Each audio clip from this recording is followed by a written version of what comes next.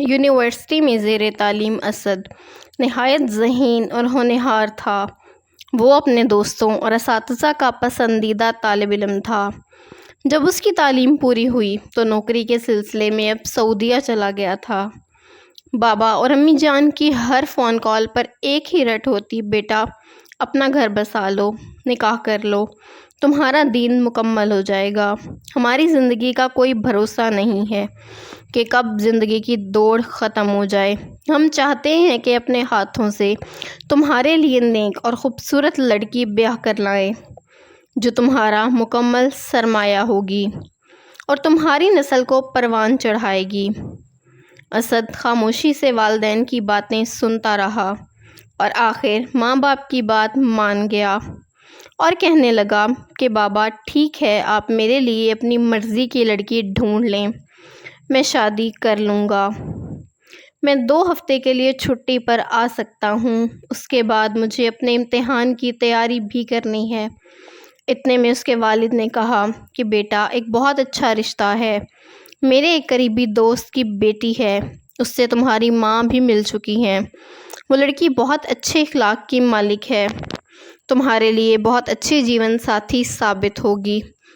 اسد پہلے کچھ سوچنے لگا، پھر بولا ٹھیک ہے ابو، جو آپ کو مناسب لگے کر لیں، مجھے کوئی اعتراض نہیں ہے، آپ نے ہمیشہ میرے لیے اچھا سوچا ہے۔ تو اس کے والد بولے کہ بیٹا مجھے تم سے یہی امید تھی۔ پھر بولے یہ لو بیٹا ماں سے بات کرو۔ امی نے حال چال پوچھا، پھر بولی کہ بیٹا تم جمعرات کو گھر آ رہے ہو تو ہم جمعے کی نماز کے بعد تمہارا نکاح طے کر لیں۔ میرے بچے تم نے ابھی تک ہانیہ کو دیکھا نہیں ہے۔ تو بیٹے نے کہا کہ امی آپ نے دیکھا، میں نے دیکھا، ایک ہی بات ہے۔ ہانیہ اس کی ہونے والی بیوی تھی، نہ اس نے کبھی اسے دیکھا تھا، نہ کبھی اس کے بارے میں سنا تھا، لیکن پھر بھی اسد کے دل میں ہانیہ کے لیے جذبات ابھرنے لگے۔ جیسے جیسے وقت گزرتا گیا اسد کی دعائیں زیادہ ہوتی گئیں۔ وہ سعودیہ میں رہتا تھا، وہاں کام کے سلسلے میں گیا تھا، تو جب آنے لگا سوچا کہ ایک عمرہ ادا کر لیتا ہوں۔ عمرے کی ادائیگی کے بعد وہ واپس پاکستان آیا تو اس کے والدین کی خوشی کا ٹھکانہ نہ تھا۔ ہر طرف خوشیوں کا سماں تھا، گھر پر مہمان موجود تھے، نکاح کی مکمل تیاری ہو چکی تھی۔ اسد اس ہانیہ سے نکاح کرنے جا رہا تھا جسے کبھی اس نے دیکھا نہیں تھا۔ نکاح کا وقت آ گیا اور جمعے کی نماز کے بعد نکاح پڑھوا دیا گیا۔ نکاح کے بعد مہمانوں کو مٹھائی کھلائی جانے لگی، پھر ساتھ ہی یہ طے پایا کہ عصر کی نماز کے بعد رخصتی کر دی جائے گی۔ چند لوگ موجود تھے جو کہ رخصتی کے وقت کا انتظار کر رہے تھے۔ ہانیہ سر سے پاؤں تک ڈھکی ہوئی تھی، جو کہ اسد کی ماں کے ساتھ سجی سنوری بیٹھی تھی۔ پھر بارات لے کر چلے تو راستہ بہت زیادہ لمبا تھا، تو وہ مغرب سے 1 گھنٹہ پہلے گھر پہنچے۔ اسد نے باہر کا گیٹ کھولا اور گھر کی لائٹس جلانے لگا۔ ہانیہ اسے دیکھنا چاہتی تھی لیکن نہ دیکھ سکی، لائٹ جا چکی تھی۔ تو اس کی امی نے آواز دی کہ اسد بیٹا موبائل کی لائٹ جلاؤ اور ہانیہ کو کمرے میں لے جاؤ، اور کچھ سامان پڑا ہے یہاں وہ بھی لے جاؤ۔ اسد نے اپنا دایاں ہاتھ بڑھایا اور ہانیہ سے کہا کہ چلیں میں آپ کو کمرے میں لے جاتا ہوں۔ ہانیہ بہت خوش تھی کہ اسے اتنا نیک اور خوبصورت ہمسفر ملا ہے۔ جب کمرے میں پہنچے تو اسد بولا کہ آپ یہاں رکیں، میں کچن سے کچھ موم بتیاں لاتا ہوں، کیونکہ لائٹ ابھی تک نہیں آئی تھی۔ کسی کے 2 لفظوں نے ہانیہ کے دل میں اسد کے لیے جذبات ابھار دیے تھے۔ ایک الگ قسم کا اطمینان تھا اس کے چہرے پر۔ اتنے میں مغرب کی اذان ہوئی۔ اسد نماز کے لیے مسجد چلا گیا اور ہانیہ نے بھی وضو کیا اور نماز ادا کرنے لگی۔ اس کا سارا میک اپ دھل چکا تھا، لیکن اس نے اس بات کی پرواہ نہ کی۔ اسد اور اس کے بابا کمرے میں داخل ہوئے، سلام کیا اور فوراً لائٹ آ گئی۔ اتنے میں اسد کی نظر ہانیہ کے ہاتھوں پر پڑی، جو کہ کافی زیادہ سانولے تھے۔ اس کا دل بہت خراب ہوا، لیکن اس نے اپنے جذبات پر قابو رکھا اور ظاہر نہ ہونے دیا۔ امی نے کھانے کی میز پر کھانا لگایا اور بابا جان نے ان کو بلایا، لیکن اسد نے کہا کہ ابو مجھے بالکل بھوک نہیں ہے۔ اس کا دل ہانیہ کی رنگت دیکھ کر بہت زیادہ خراب ہوا تھا۔ وہ گردن جھکائے بیٹھی تھی۔ اسد اس کا چہرہ تو غور سے نہ دیکھ سکا، لیکن اسے ہاتھ دیکھ کر اندازہ ہو گیا تھا کہ ہانیہ کا رنگ کافی سانولا ہے۔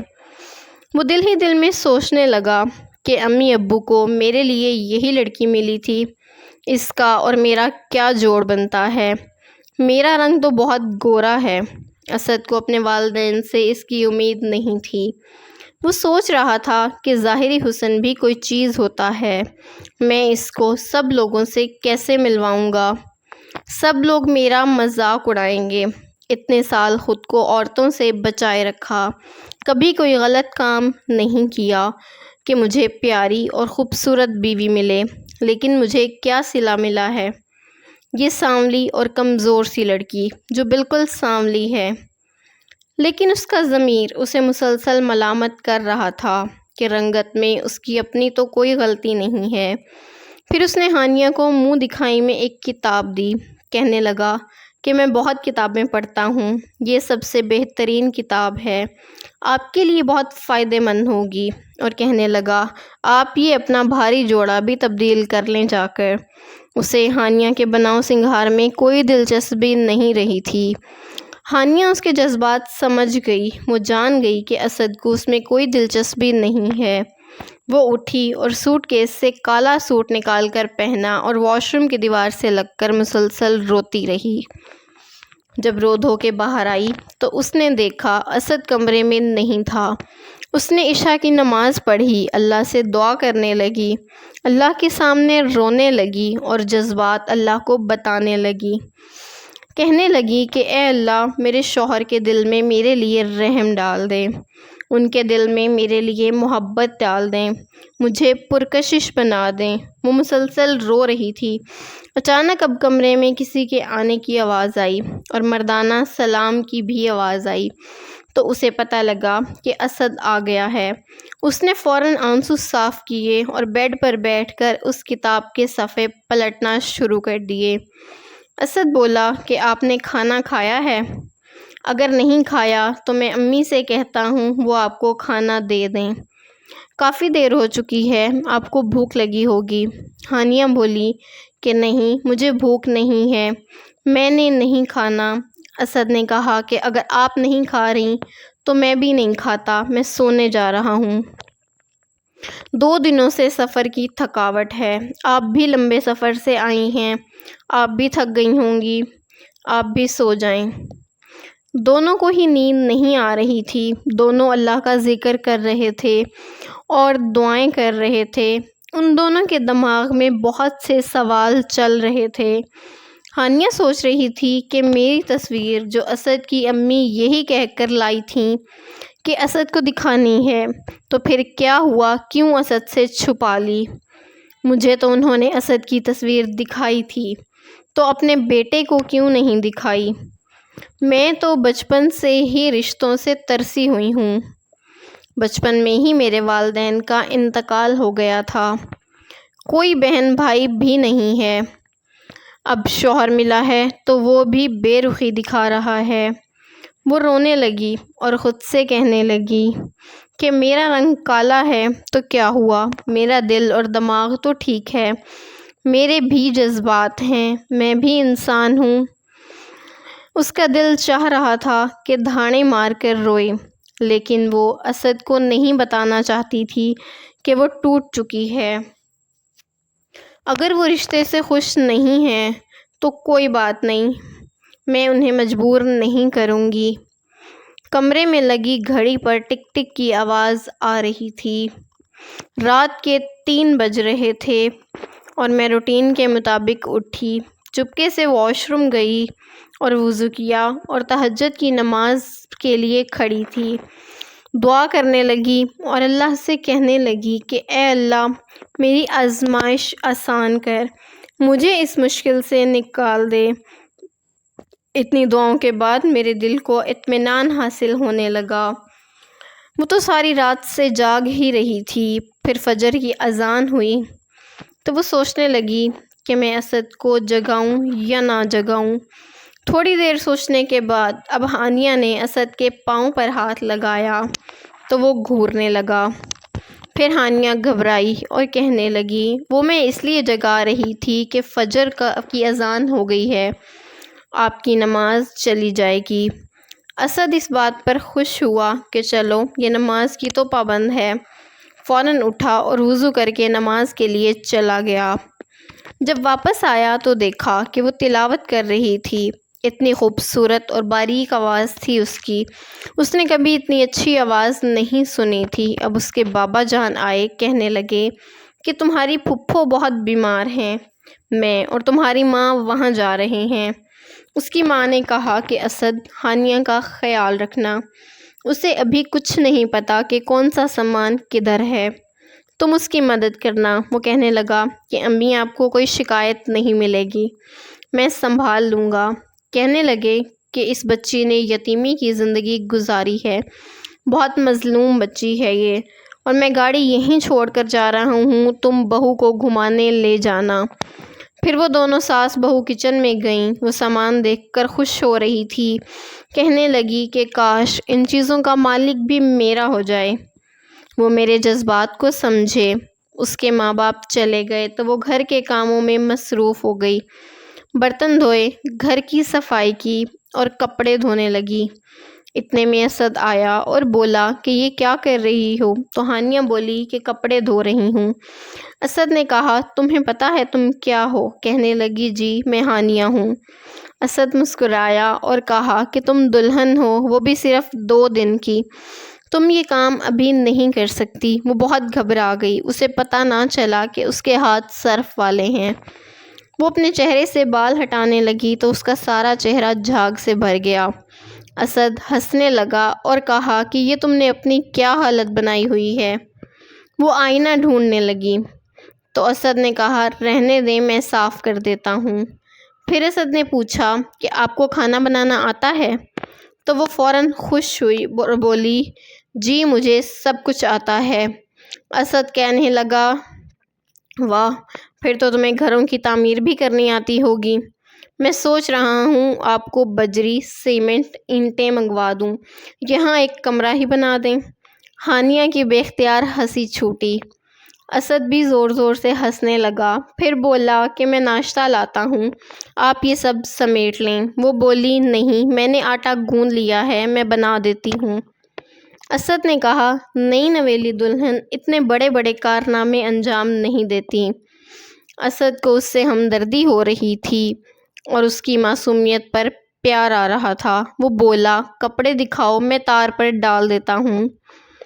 ہانیہ گیلے فرش سے پھسل کر گرنے لگی تو اسد نے اسے پکڑا اور کہا کہ محترمہ، آپ کے یہ شوق مجھے بہت تنگ کریں گے، آپ جا کر آرام کرو، ابھی ہڈیاں پسلیاں ٹوٹ جاتی تو بابا نے میری پسلیاں توڑ دینی تھیں۔ ہانیہ شرمندہ ہوئی اور بولی کہ آئندہ ایسا نہیں ہوگا۔ اسد بولا، جائیں، آپ جا کر کپڑے بدلیں، اپنی حالت کو سدھاریں۔ وہ کپڑے بدل کر کچن میں گئی اور پراٹھے بنانے لگی۔ پراٹھے بنا کر اسد سے کہنے لگی کہ آئیں ناشتہ کر لیں۔ ٹیبل پر ناشتہ لگا کر کمرے میں کنگھی کرنے چلی گئی۔ اسد نے بلایا تو بولی کہ میں نے امی ابو کے ساتھ ناشتہ کر لیا ہے۔ ساتھ ساتھ وہ اللہ کا ذکر کر رہی تھی۔ اس نے پھر بھی مسلسل اسے بلایا، یہاں آئیں اور بیٹھیں۔ وہ نظریں جھکائے بیٹھی تھی تو اسد بولا کہ میری طرف دیکھو۔ ہانیہ نے دیکھا لیکن فوراً نظر جھکا لی، بولی کہ میں یہ برتن لے جاؤں؟ اسد نے کہا، جی لے جاؤ، ناشتہ بہت اچھا تھا، میں نے شکریہ کرنے کے لیے تمہیں بلایا ہے۔ ظہر کے بعد وہ سیر کے لیے نکلے تو گاڑی میں بالکل خاموشی تھی۔ تھوڑی دیر بعد اسد نے خاموشی توڑی اور کہا کہ آپ بولتی نہیں ہیں کیا؟ ہانیہ نے کہا، جی بس بہت کم بولتی ہوں۔ اسد نے اسے تنگ کرتے ہوئے کہا کہ چلیں پھر مجھے 100 تک گنتی سنائیں۔ ہانیہ نے حیران ہو کر دیکھا تو اسد بولا کہ اگر 100 تک نہیں آتی تو 1 سے 10 تک ہی سنا دیں۔ ہانیہ نے کہا، کیا واقعی آپ مجھ سے گنتی سننا چاہتے ہیں؟ پھر میں 100 تک ہی سناؤں گی، کیونکہ مجھے گنتی آتی ہے، اور ایک ہی سانس میں گنتی سنا دی۔ پھر بولی کہ اب اور بھی کچھ سننا ہے آپ نے مجھ سے؟ کہنے لگا جی 14 کا پہاڑا سناؤ۔ اس نے وہ بھی سنا دیا، پھر خاموش ہو گئی۔ پھر اسد بولا کہ آپ کی تعلیم کتنی ہے؟ شادی سے پہلے کیا کرتی تھی؟ تو وہ بولی کہ بچوں کو ٹیوشن پڑھاتی تھی۔ اسد نے ایک اور سوال کیا کہ آپ کے امی ابو کو کیا ہوا تھا، ان کا انتقال کیسے ہوا؟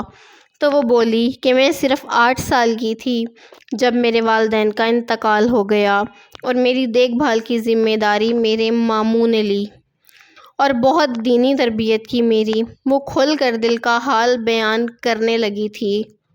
اسد اسے سن رہا تھا، پھر کہنے لگا آپ کو شاعری پسند ہے؟ ہانیہ نے ہاں میں سر ہلایا۔ تو اسد نے کہا کہ کچھ سنا دیں پھر۔ اس نے ایک شعر سنایا جو کہ اس کی سانولی رنگت پر تھا۔ پھر بولی کہ آپ کو میرا سانولا رنگ پسند نہیں ہے، میں کل ہی جان گئی تھی۔ تب اسد نے کہا کہ مجھے کل تک پسند نہیں تھا، لیکن آپ نے جب تہجد پڑھی تو میں جاگ رہا تھا، تب مجھے احساس ہوا کہ میرے ماں باپ کی پسند بہت اچھی ہے۔